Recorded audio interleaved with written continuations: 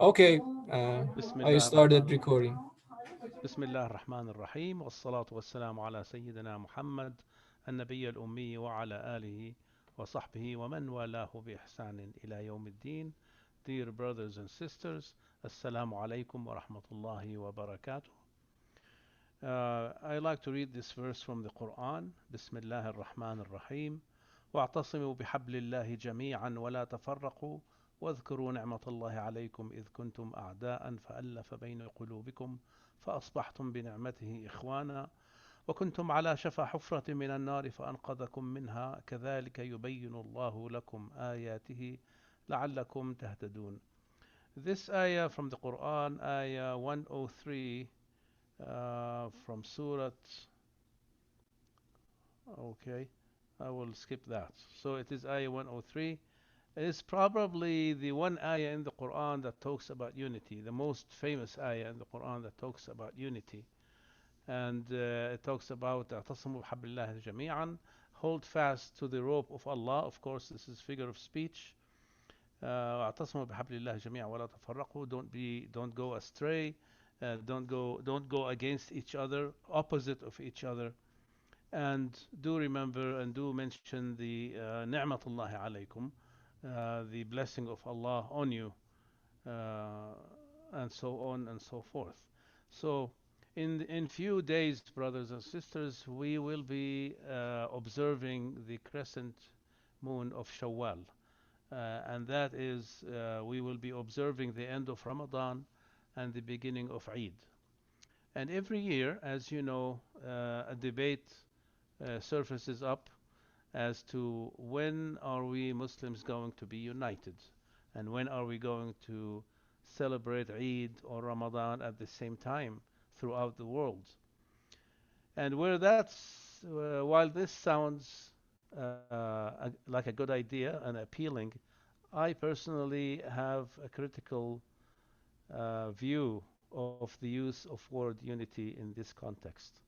Um, what is unity? Let's ask ourselves, what is unity? The definition of unity in the dictionary is the state of being united or joined as a whole.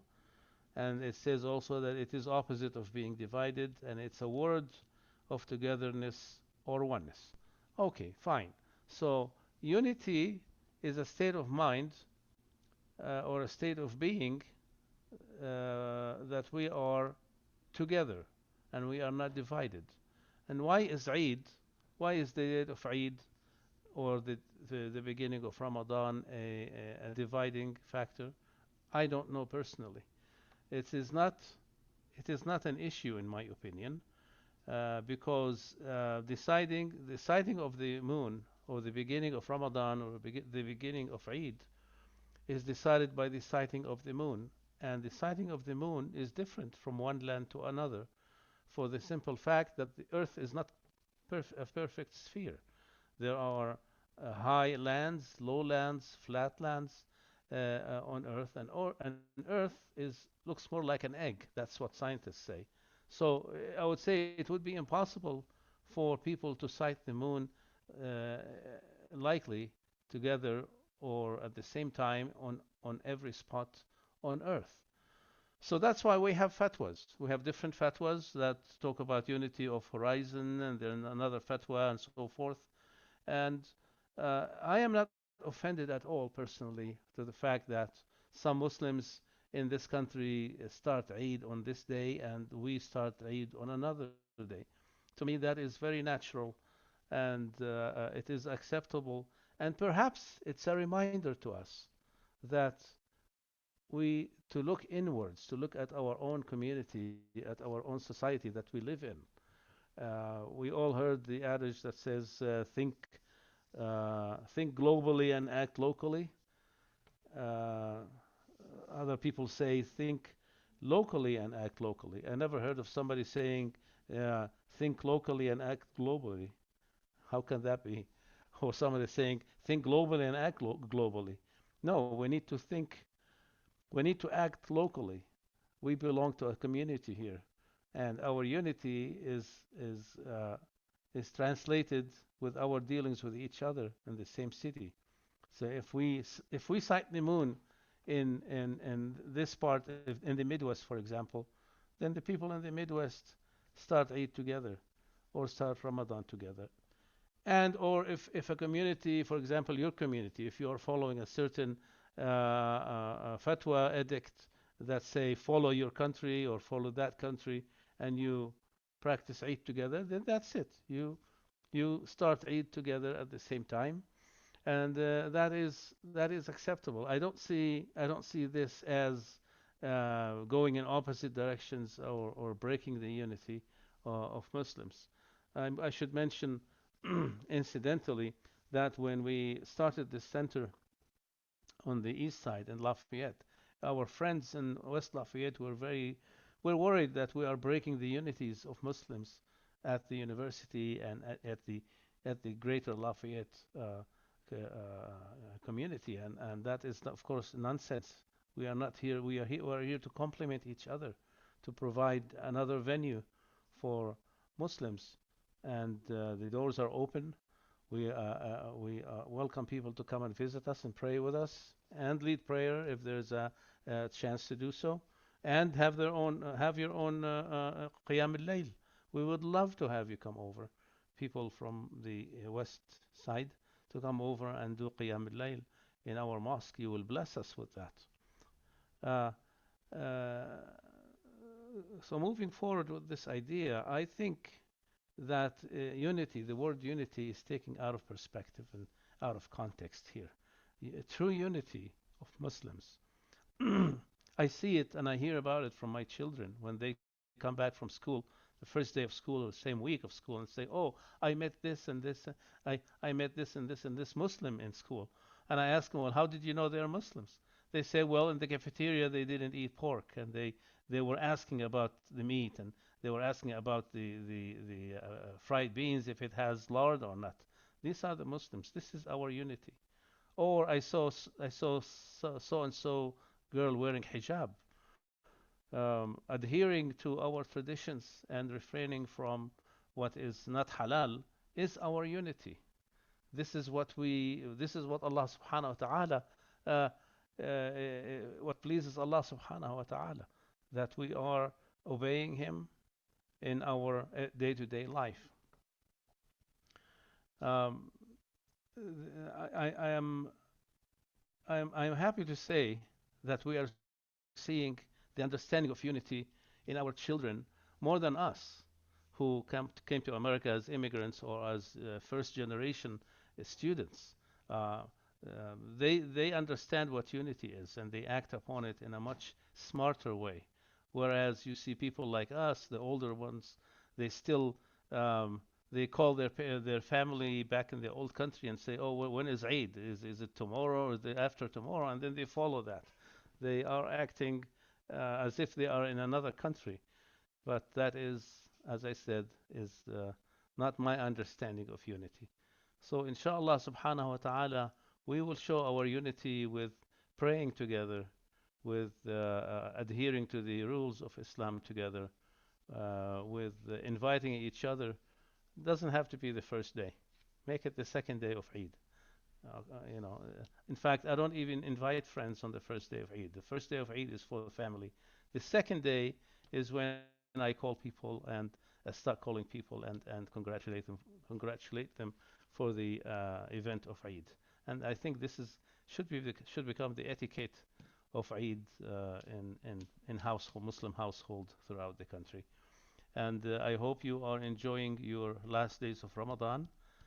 These Layal al-Qadr are blessed nights, and I wish you the best of health. And inshallah, we will see you tomorrow. And God bless you. May Allah bless you. Wassalamu alaikum wa rahmatullahi wa barakatuh.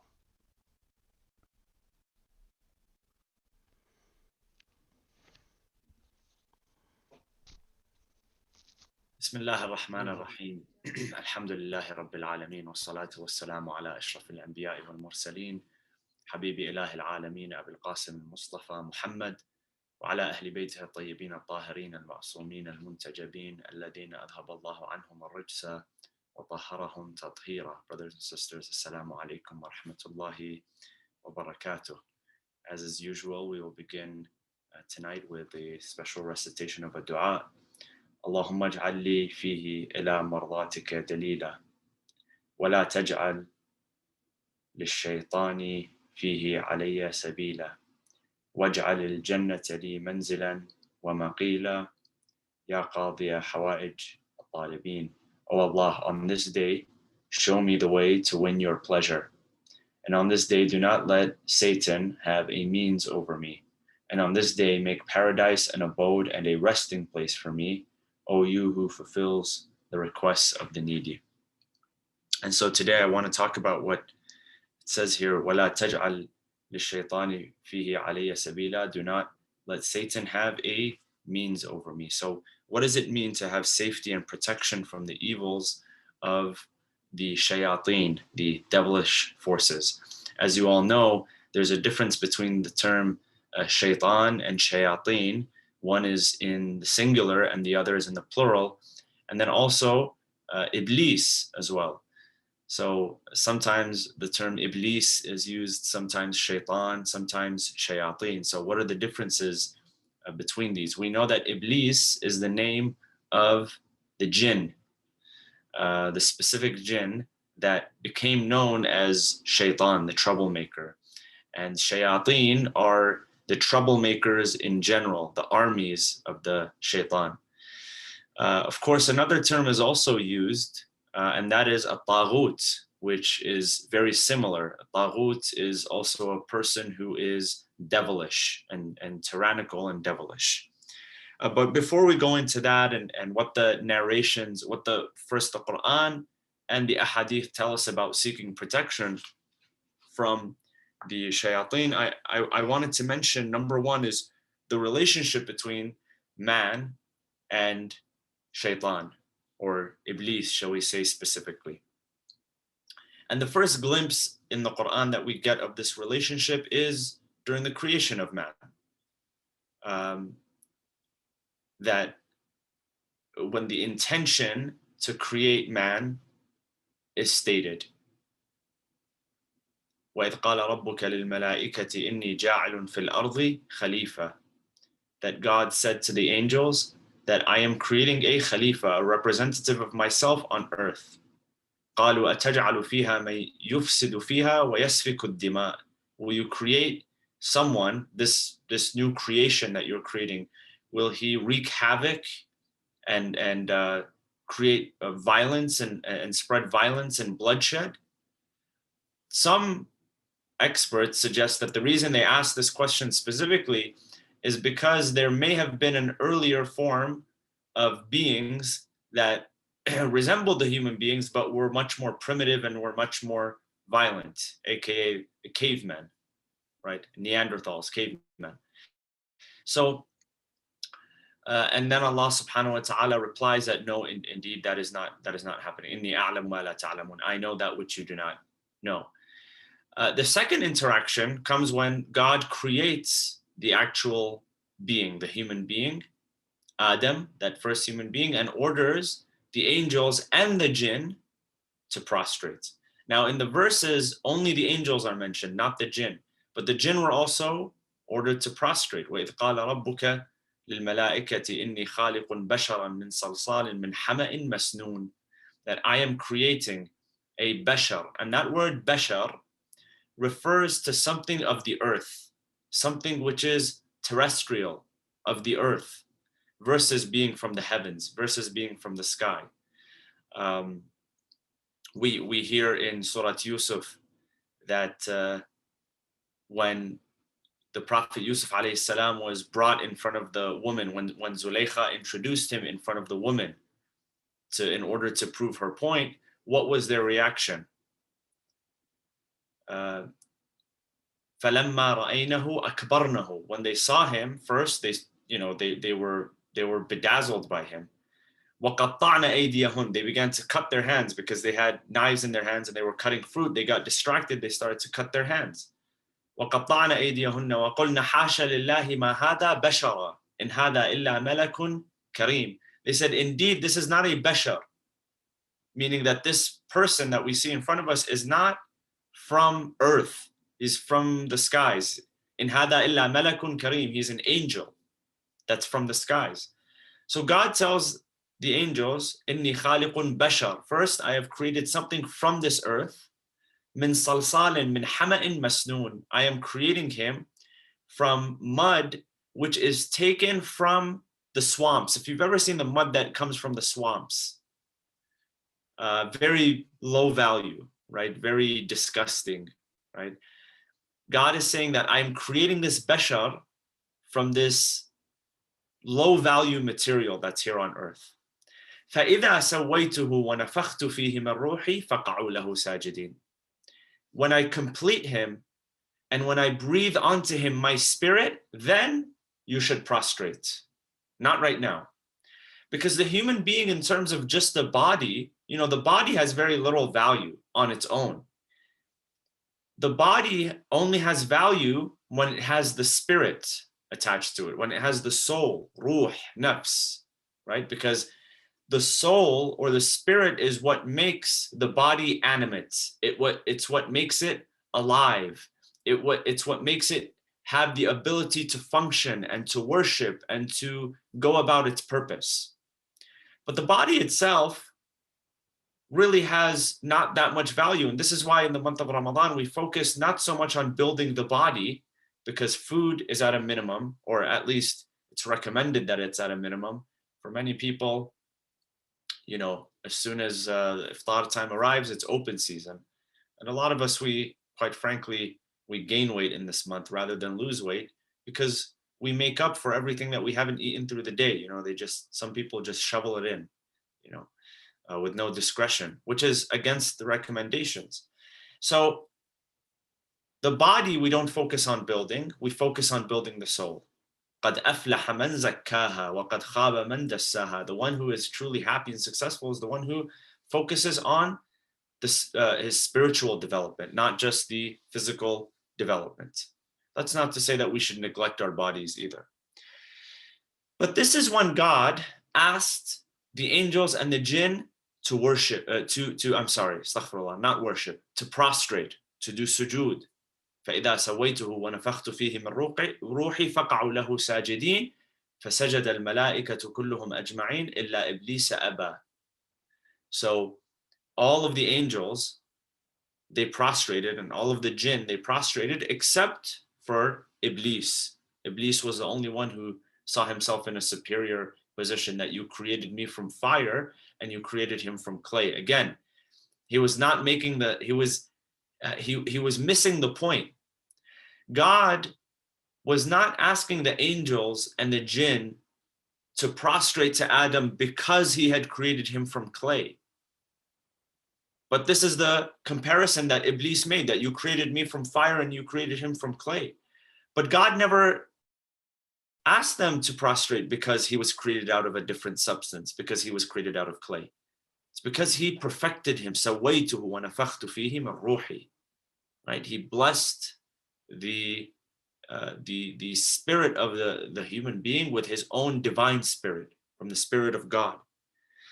So our karama, right, our honor, more of our value comes not just from not from the body and what we do to take care of the body, even though that's very important, but it's more of the soul and the spirit. And this became the first point of contention between Iblis and all of mankind. This was the point where Iblis made his decision that he was going to be an enemy, an opponent to mankind for the rest of eternity. And in fact, he wanted his influence to extend over mankind even after death. But Allah subhanahu wa ta'ala said, no, not until after death. The moment a person dies, there is no control for the shaitan over this person's decisions anymore, or not just decisions, but any aspect of this person's soul, the shaitan shall have absolutely no control over. So I want to share with you something, and for those of you who would like to understand the Quran from a thematic perspective, there's a book that I recommend. It's called Major Themes of the Quran by Professor Fazlur Rahman. And Professor Fazlur Rahman was a professor from the University of Chicago. And this is really a great book if you want to understand the Quran. It's called Major Themes of the Quran. If you want to understand the Quran from a thematic perspective, it sheds a little bit of a different light. It's got an academic twist to it. It's very well written in the English language. So I highly recommend it. But I wanted to share with you what he says in terms of the relationship between man and shaitan. So what he says is that the shaitan, based on the verses of the Quran, is that his activity essentially consists in confusing a person and temporarily clouding his inner senses. So, when we think of the interaction between the man and the shaitan, sometimes we like to think that a shaitan has completely overwhelmed someone, and that could be the case. However, it doesn't happen without our own volition. It doesn't happen without our own confusion and the clouding of our inner senses. So what that means is that in order to protect ourselves, we have to realize that, because the shaitan works on confusion, this is how he thrives. He thrives off of confusion. He strives off of division. He strives off of divisiveness and disloyalty. When communities are shattered, when families are shattered, this is how he strives. So the act of unity, and Hajj Hisham was speaking about unity, in and of itself is like it's like telling the shaitan to get lost. It's like telling the shaitan to get lost, the act in itself. So confusing a person, this is what his activity essentially consists of, confusing a person and then clouding his inner senses. This is why if we have strong inner senses, if we have solid inner senses, then the shaitan has less of a chance to influence us in a negative manner. He says the following. He says, Satan's tentacles alone are not strong. So if you've ever seen an octopus, right? An octopus has tentacles, right? Multiple tentacles, and it can, if it wants to catch a prey, it can wrap its tentacles around it.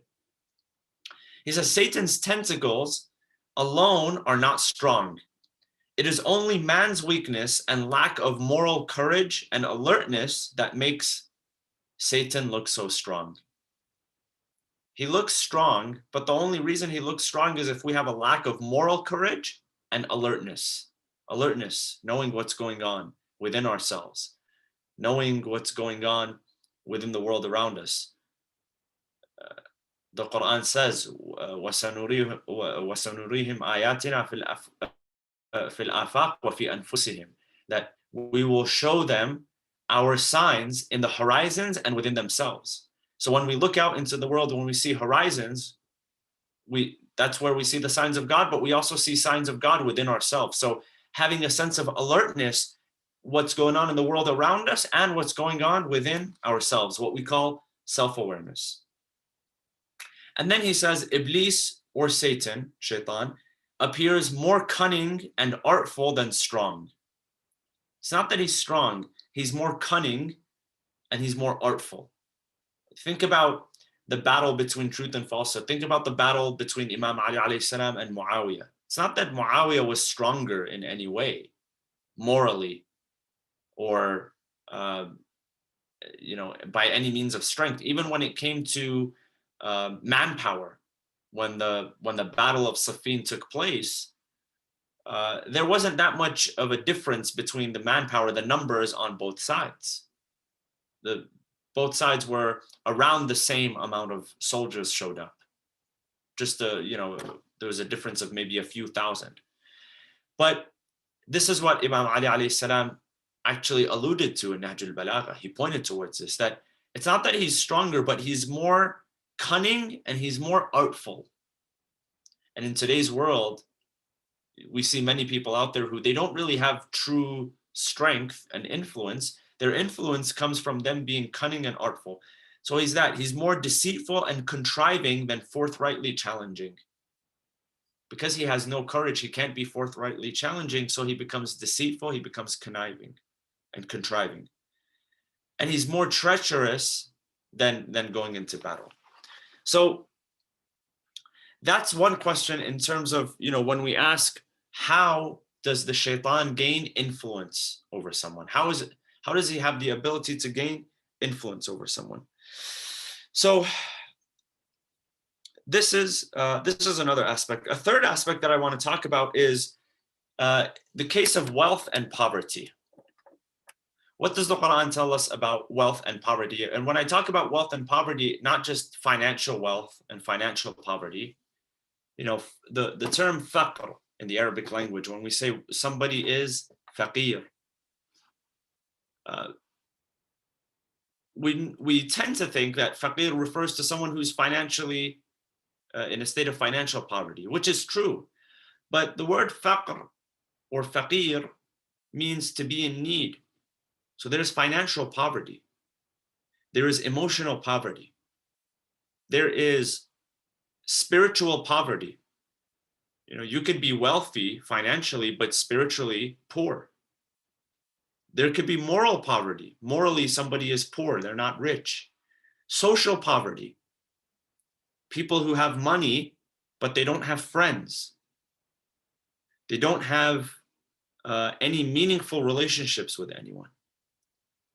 So when we think of wealth and poverty, we need to think of wealth and poverty not only in from a monetary perspective, but also from a social perspective. There are people that don't have a whole lot of money, but socially they're very wealthy. They have a lot of social capital. They have friends. They have acquaintances. They have people who trust them and that they can trust. They have people who are dependable, people that they can rely on.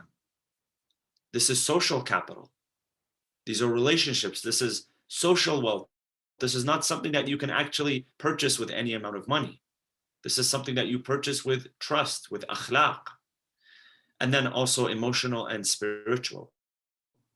So the way that the Quran frames it is that the shaitan is the master of poverty and Allah subhanahu wa ta'ala is the master of wealth. We read, Ya ayyuhan nasu antumul fuqara'u ila Allah, wallahu huwal ghaniyul hamid. O people, nas, O people, O everybody, believers, non-believers, you are in a state of faqr. You are in a state of poverty to God, specifically to God, and God is the most wealthy. Meaning God is not in a state of poverty to us. Rather, we are in a state of poverty to him. Wallahu huwa al-ghaniyul hamid. God is the wealthiest.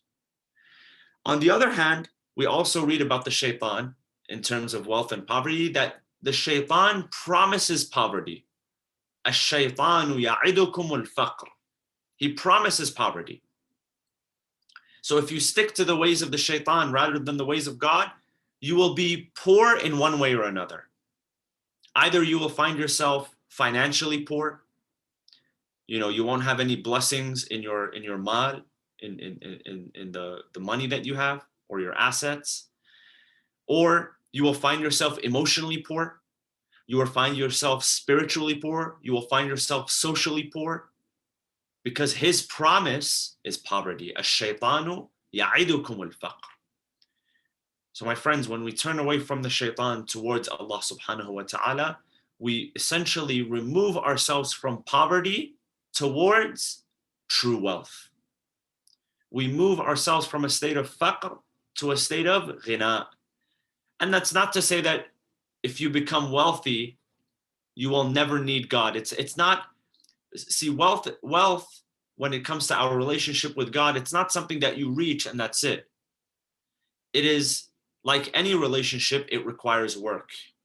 If you've ever had a relationship where two people, they stopped communicating, automatically what happens? Even if they left off on a good note, but if they stop communicating, negativity comes and fills that void and the relationship goes sour. That's why communication between husbands and wives and between siblings and between coworkers and between friends is so important, proper communication. So what is it? What else does the Quran and the Ahadith tell us about the shaitan and the way that he works. Number one, we read in Surah Yusuf, verse 2, إِنَّ الشَّيْطَانَ لِلْإِنسَانِ عَدُوٌّ مُبِينٌ. This was when the Prophet Yaqub was speaking to his children, and he was speaking to his son. He told him, إِنَّ الشَّيْطَانَ لِلْإِنسَانِ عَدُوٌّ مُبِينٌ. He said, don't try to do anything that will cause divisiveness between you and your brothers. Because as soon as there is divisiveness, the shaitan is going to try to capitalize on that divisiveness. As soon as he sees a small rift, he's going to try to create a bigger rift out of it. What does this mean, my friends? Sometimes when you find yourself in a team or in an organization, or even sometimes, amongst family members, sometimes you may have the best idea about how to do something, right? If you're working on, say, a project, for those of you who are in graduate school, you work on a project, or if you're working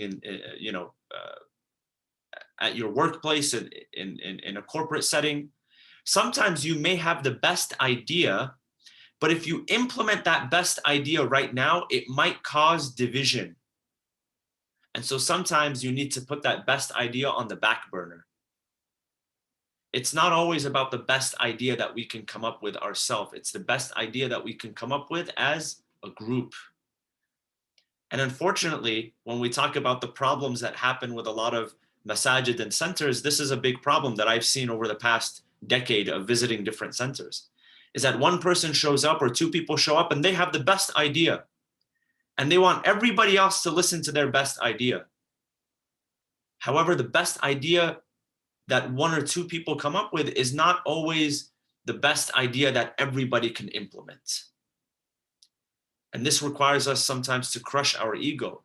And as soon as there's division, the shaitan is going to try to widen that division. This is why Yaqub tells his son, even though he knew Yusuf was the best out of all of his brothers, he was the most pious out of his brothers, he told him, whatever happens, don't create divisiveness. This is why he told him at the beginning of the chapter, don't explain your dream to your brothers. Don't tell them that you saw the sun and the moon and 9 planets prostrating towards you. Because Yaqub knew that was a significant dream. Yusuf himself knew that was a significant dream. However, he said, don't say it to your brothers. Even though it's something good, don't say it to them. Because as soon as there's some division among you and your brothers, the shaitan is going to try to wedge himself into that little crack, and he's going to try to open it up. Inna shaytana lil-insani aduwwun mubin, because shaitan is an open enemy to humanity. So wherever there's division, brothers and sisters, whether it's at the masjid, whether it's in a family, whether it's in a company, an organization, in a government, you see how polarized politics are, not only in this country, but in other countries, even back home in the Middle East, how polarized it is. As soon as there's division between parties or between ministers, or the shaitan comes and wedges himself. So this is one thing that the Quran tells us. Another are the people who are protected from the evils. Who are protected from the evils of shaitan? Well, in one verse we read, قَالَ فَبِعِزَّتِكَ لَأُغْوِيَنَّهُمْ أَجْمَعِينَ. This is shaitan telling Allah subhanahu wa ta'ala. He's saying, then by your might, I will surely make them live an evil life, all of humanity. إِلَّا عِبَادَكَ مِنْهُمُ الْمُخْلَصِينَ. The only ones that I won't be able to negatively affect are the purified ones. Mukhlas, not mukhlis. There's a difference between the word mukhlis and mukhlas in the Arabic language. Mukhlis with a kasra, for those of you who are familiar with Arabic morphology and the Arabic grammar, there's mukhlis with a kasra and mukhlas with a fatha. Mukhlis is the one who seeks sincerity. We say a person who is mukhlis or has ikhlas is a person who is sincere. Mukhlas is a person who, through their sincere actions, has reached a stage of purification. So mukhlas is higher in rank than mukhlis. And what the shaitan is saying here is إِلَّا عِبَادَكَ مِنْهُمُ الْمُخْلَصِينَ. The only ones that I won't be able to control are the ones that have sincerity, but through their sincerity have reached a level of purification. And this is why, again, going back to Surah Yusuf, in that instance where Zulaykha tried to tempt him, right, that part of the story, where she tried to tempt him, how does the Quran describe him? It says, إِنَّهُ مِنْ عِبَادِنَا الْمُخْلَصِينَ. That the reason he was not tempted is because he had worked on himself to the point where he became mukhlas. إِنَّهُ مِنْ عِبَادِنَا الْمُخْلَصِينَ. And this is why he was able to avoid the temptation. So another group of people that can protect themselves against the shaitan are the true believers. إِنَّهُ لَيْسَ لَهُ سُلْطَانٌ عَلَى الَّذِينَ آمَنُوا. We talked about iman.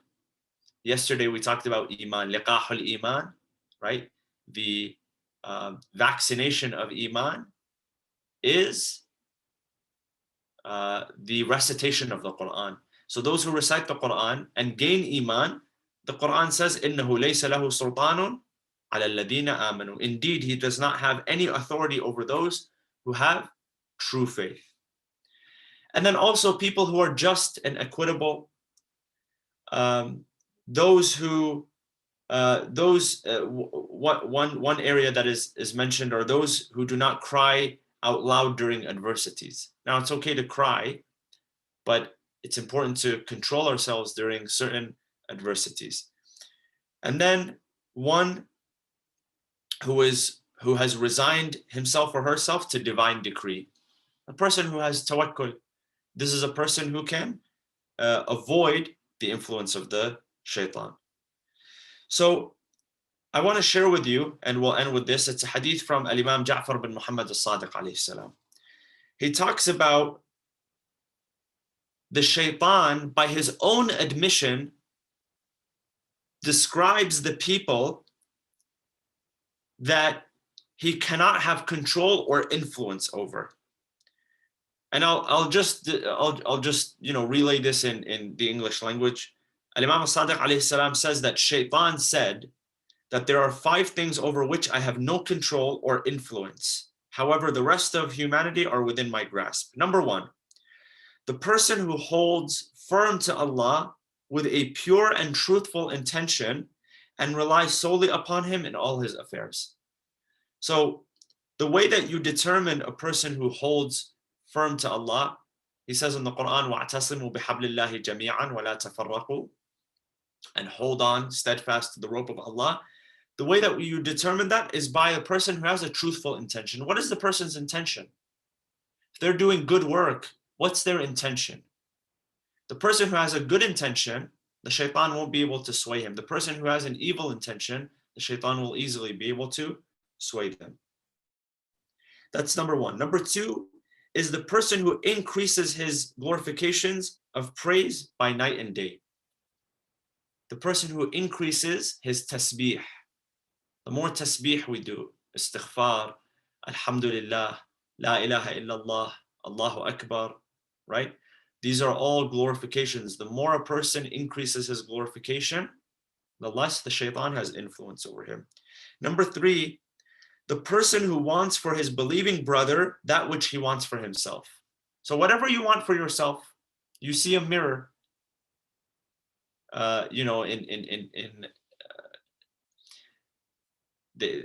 if you've ever heard the term the golden rule, do unto others as you would have them do unto you. This comes from, they quote the Bible, do unto others as you would want them, you would have them do unto you. So a similar concept appears in the Islamic tradition, that a person who wants for his believing brother that which he wants for himself. This is a way to protect ourselves from the shaitan. Number 4, the person who does not fall into despair at the time of tribulation.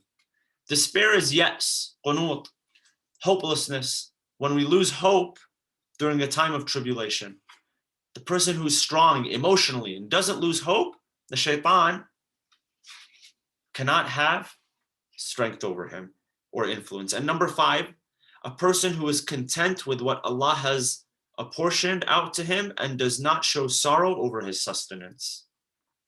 A person who has rida, satisfaction, this doesn't mean that we can't have ambition and want to strive for more. But whatever you have now, you're not upset over. You are satisfied with it, but you also have ambition to go out and create more and do more. This is the type of person that the shaitan will not have control over. Versus the opposite. If you've seen people, they're always miserable, always miserable. I remember my wife was telling me one time where she went with her mother to visit a lady, and the lady had, you know, gold bracelets and gold necklaces and all of this and on her hand, but all she was doing was just complaining about the things that she didn't have. When her hands and, you know, body were tens of thousands of dollars maybe of jewelry. This is the type of person that is never happy, is never satisfied with what they have.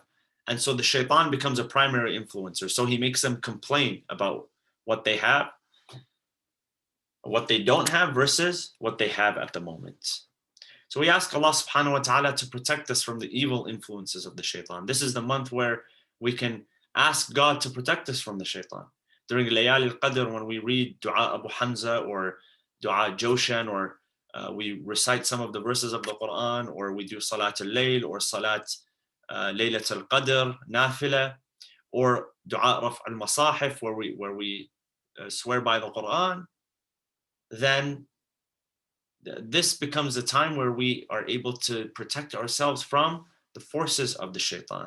Let us not forget one another in our du'as, and let us pray for all of those worldwide who are in need of our du'a. Bismillah ar-Rahman ar-Rahim. اللهم اغفر للمؤمنين والمؤمنات والمسلمين والمسلمات الأحياء منهم والأموات تابع بيننا وبينهم بالخيرات إنك مجيب الدعوات إنك قاضي الحاجات إنك على كل شيء قدير برحمتك يا أرحم الراحمين وصلى الله وسلم على سيدنا محمد وعلى أهل بيته الطيبين الطاهرين.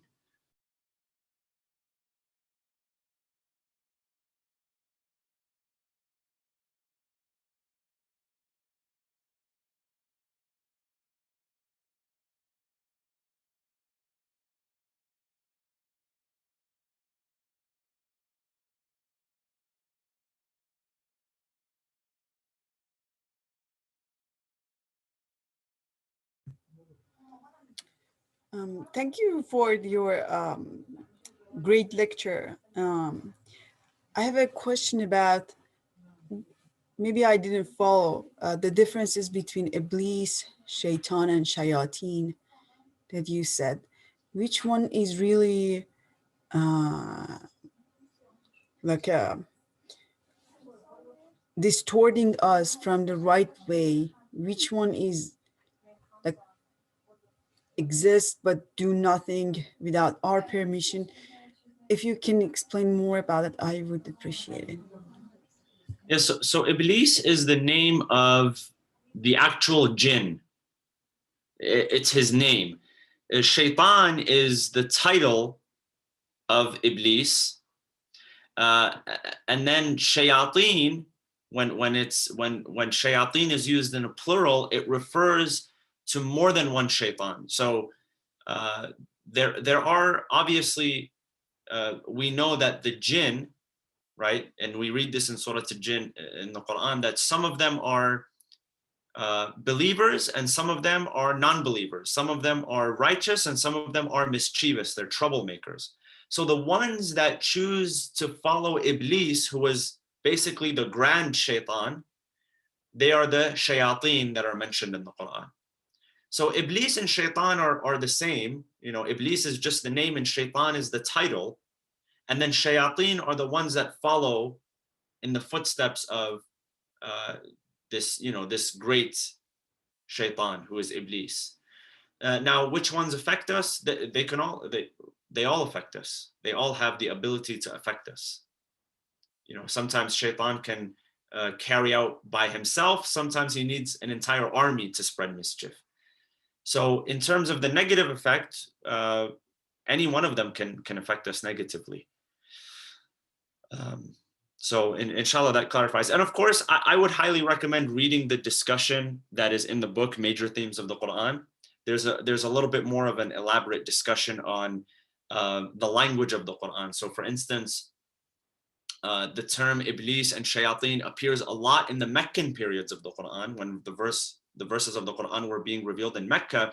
But towards the end in Medina, the term, if I'm not mistaken, the term Iblis doesn't really appear that much anymore. There is where you have the term Taghut, right? Taghut, which means just a mischievous person. So if you want to read that whole that whole discussion, I recommend it. Or inshallah, in one of the coming nights, I can elaborate a little bit more on that, inshallah.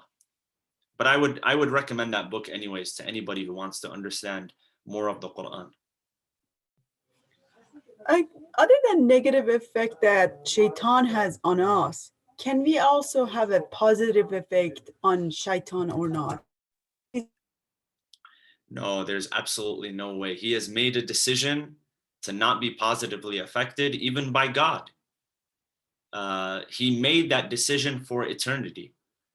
Now, that doesn't mean that the shaitan does not, or Iblis doesn't have free will, because he does have free will, but he made that decision on himself, that until eternity, I'm not going to, I'm going to take the role of mischief. And so even the Prophet, peace be upon him, even all of the prophets, none of them could have a positive effect on Iblis. We can only protect ourselves from his negativity. What about jinn? What about jinn? So you said some of them are believers. Could humans with the satanic behavior affect those jinn with the jinn who are believers? That's not really known. It's not very clear that we can or not. I mean, there are, there is discussion that some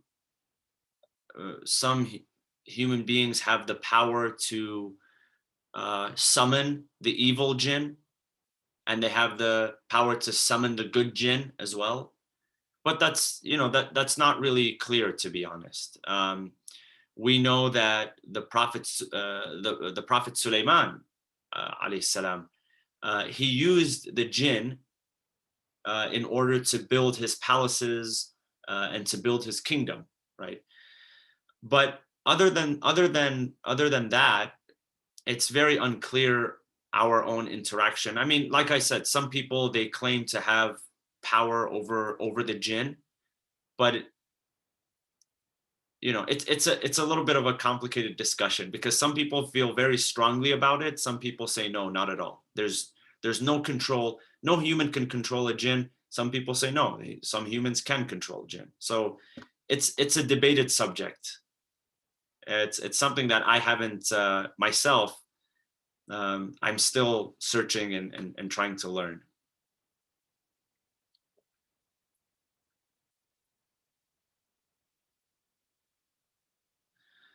So we have a question here in the chat which says, why has God decided to keep shaitan alive and test humans? Well, I mean, there has to be some sort of test, right, in this world in order for us to pass the test and enter heaven. Why has he decided to keep shaitan alive? There's the jinn, they remain alive. We don't have it where the jinn, unlike human beings who are born and die, the jinn are created from a different substance, and so they're not born and they don't die the same way we do. They remain basically for eternity, and so shaitan chose to remain in eternity and misguide people. And before that, we know that for thousands of years he used to worship God, but he chose that for the rest of eternity, from the creation of Adam onwards, to misguide. So it's in his nature to be alive until the end of time. So this means that if Satan wasn't alive, or God decided that for some reason he wanted to um, end his life, the human wouldn't do any sin. Well, it's tough to say, because also the, Shaitan isn't necessarily he's not necessarily the originator of all evil, right? He promotes evil, he encourages evil, but he's not necessarily the origin of all evil. So even if Shaitan wasn't part of the equation, right, we could still imagine that evil would still exist to a certain degree. So you know, I know we like to give credit to the Shaitan to be the source of all evil, but it's not clearly defined if he is the source of all evil or not. He could be just the encourager and the promoter of it, rather than the cause of it. When we read the Quran, what does it say? It says, bima, the verses that talk about our destruction. It says, bima qaddamat aydikum, that what your hands have given. By some of the evil is by your own creation, right? In the same way that we create good, we can create evil. So it's not necessarily that Shaitan is the originator of all evil. He could be the promoter. And sometimes some human beings, they get to a point where they become more devilish than the Shaitan himself. So the person who influenced becomes worse than the original influencer. So even if the Shaitan was to stop existing from tomorrow, we wouldn't necessarily say that all evil would stop existing.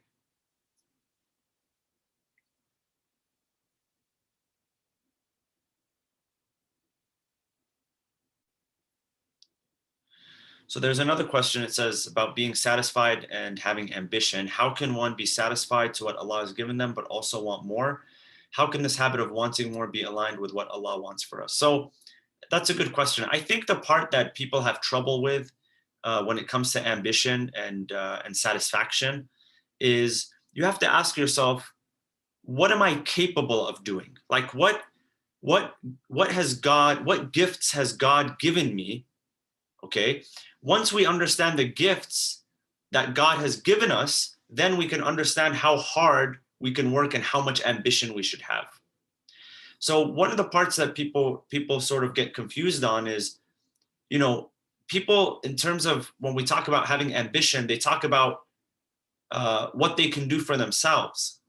And a lot of the times, those who become very, very successful in the world, they're not only thinking about themselves, they're thinking about what they can do outside of their own sphere, how they can help other people. So when you think about other people and what you can do for other people, you're never really satisfied, because there's always more work to do. So it's okay to be ambitious if your goal is not just to help yourself, but to help other people and give in the way of God. Now, how can this habit of wanting more be aligned with what Allah wants for us? Well, if you know what Allah wants from you, what does Allah want from you? He wants you to stay away from the muharramat. If you're ambitious and you're succeeding in a halal way, then you're already being aligned with what God wants. So we keep in mind what Allah subhanahu wa ta'ala wants from us while maintaining ambition. Similarly, should we make dua for wanting something more to happen? Yes, of course. You can always ask. Again, it's just as long as you're grateful, right? The challenge is if we want more or if we want different, but we're not happy. And we can tell when we're happy on the inside or not. We can tell when we're grateful. But for a person who's grateful and says, "Oh Allah, I'm so grateful, please give me more," it increases in their gratefulness. There's nothing wrong with that. In fact, you should. We need more people who are successful and ambitious, who are grateful. We need less people who have a lot of stuff but are not grateful. And we need more people who can create a lot of good things in the world, money included, and success, but be grateful for it. So as long as you know your own spirit, you know, and the challenge a lot of the times that a lot of young people have the challenge these days is because when we see money and success and, you know, we equate it with all of the wrong people, because there's a lot of people out there in the world who, you know, morally are not right, morally are not good, but they have a lot of money. So automatically we equate success and making money and things like that with being evil, right? Versus, you know, you have to look at your own spirit. Like, do I have a good spirit? Do I have a generous spirit? Do I have a thankful and grateful spirit? If I do, and I'm practicing that every day, then there's nothing wrong with me being ambitious. Because the more ambitious I am, the more grateful I'm going to become. Now, if I was a person who is not happy, not satisfied, always complaining, what happens? If I become financially successful, I'm going to become more unhappy, more complaining, more condemning, more dissatisfied. So success and money and all that stuff, it only brings out what's already inside of you. So whatever is inside of you is going to come out. You know, if you squeeze an orange, right, what comes out? Whatever is inside of it comes out. If it's a fresh orange, you'll get fresh orange juice. If it's a rotten orange, you'll get rotten juice. That can poison you if you drink it, right? So whatever is inside comes out. It flows out. And these are the best days to ask Allah to make things happen for us in our life so that all the good that's inside of us comes out even more, inshallah.